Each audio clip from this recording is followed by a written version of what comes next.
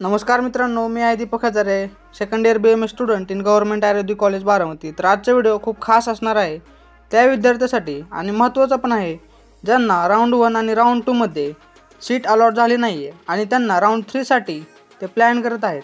तर हा व्हिडिओ तुम्ही लास्टपर्यंत बघा, कारण तुम्हाला ह्या व्हिडिओमध्ये थर्ड राऊंडचे रूल्स, रेग्युलेशन, कोणते स्टुडंट एलिजिबल आहेत, कोणते नाही, प्लस कोणकोणते महत्त्वाचे रूल्स आहेत ते तुम्ही व्हिडिओमध्ये बघू शकता। तर तुम्ही व्हिडिओ लास्टपर्यंत बघा आणि चला तर मग व्हिडिओला सुरुवात करूया। ज्या विद्यार्थ्यांना राऊंड 2 मध्ये सीट अलॉट नाही झालं त्यांनी टेन्शन किंवा डिप्रेशनमध्ये जायची काही गरज नाही आहे, कारण तुमच्यासाठी राऊंड 3 आणि वॅकन्सी राऊंड आहेत।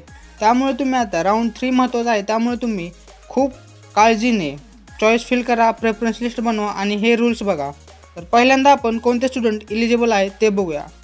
पहिला पॉईंट येतो तो म्हणजे ज्या विद्यार्थ्यांनी फर्स्ट आणि सेकंड राऊंडमध्ये चॉईस फिल केला नाही आहे ते विद्यार्थी राऊंड 3 साठी एलिजिबल आहेत। दुसरा पॉईंट येतो ज्यांनी राऊंड 2 मध्ये कॉलेज जॉईन केले पण त्यांनी रिटेन्शन नाही दिलं ते विद्यार्थी राऊंड 3 साठी एलिजिबल आहेत। प्लस ज्यांना राऊंड 1 आणि राऊंड 3 मध्ये कॉलेज भेटलं नाही आहे, सीट अलॉट नाही झालं, ते विद्यार्थीसुद्धा राऊंड 3 साठी एलिजिबल आहेत। आणि ज्यांनी न्यू रजिस्ट्रेशन केलं आहे राऊंड 3 साठी ते पण विद्यार्थी एलिजिबल आहेत। आता बघूया कोणते विद्यार्थी एलिजिबल नाही आहेत।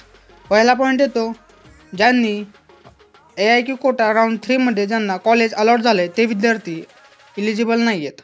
प्लस ज्यांनी राऊंड 2 मध्ये स्टेटस रिटेन्शन फॉर्म भरला आहे ते विद्यार्थी एलिजिबल नाही आहेत। तर मित्रांनो, हे होते एलिजिबल आणि नॉट एलिजिबलचे क्रायटेरिया। तर आता आपण बघूया की कोणकोणते महत्त्वाचे रूल्स आहेत, कारण राऊंड 3 हा सगळ्यात महत्त्वाचा असतो। जर तुम्ही ह्या राऊंडमध्ये चूक केली तर तुम्हाला आयुष्यभर त्रास होऊ शकतो, प्लस तुम्ही काउन्सिलिंग प्रोसेसच्या बाहेर जाऊ शकता।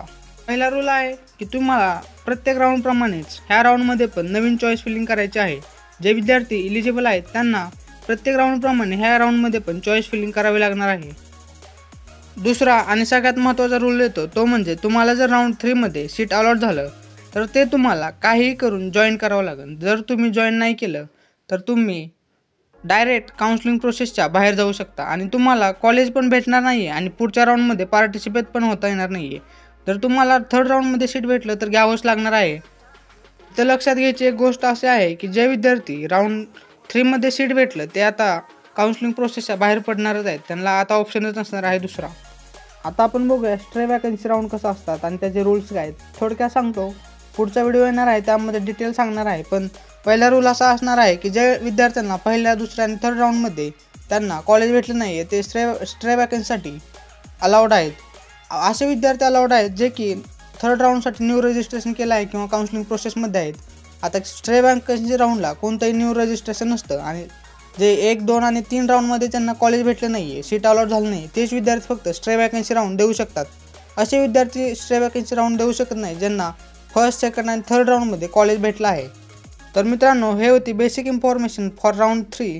तर अशाच व्हिडिओसाठी चॅनलला लाईक करा, शेअर करा, सबस्क्राईब करा आणि आता मी पुढे घेऊन येणार आहे की तुम्ही प्रेफरन्स लिस्ट कशी बनवावी, बेस्ट चॉईस फिलिंग तुमच्यासाठी कशी राहील तुमच्या कट ऑफनुसार, कॅटेगरी रँकनुसार। तर तुम्ही चॅनलला सबस्क्राईब करा आणि प्रत्येक व्हिडिओसाठी तुम्हाला नोटिफिकेशन येईल जर सबस्क्राईब केलं तर, आणि तुमची तेवढीच हेल्प होईल। तर आजसाठी एवढंच, थँक्यू।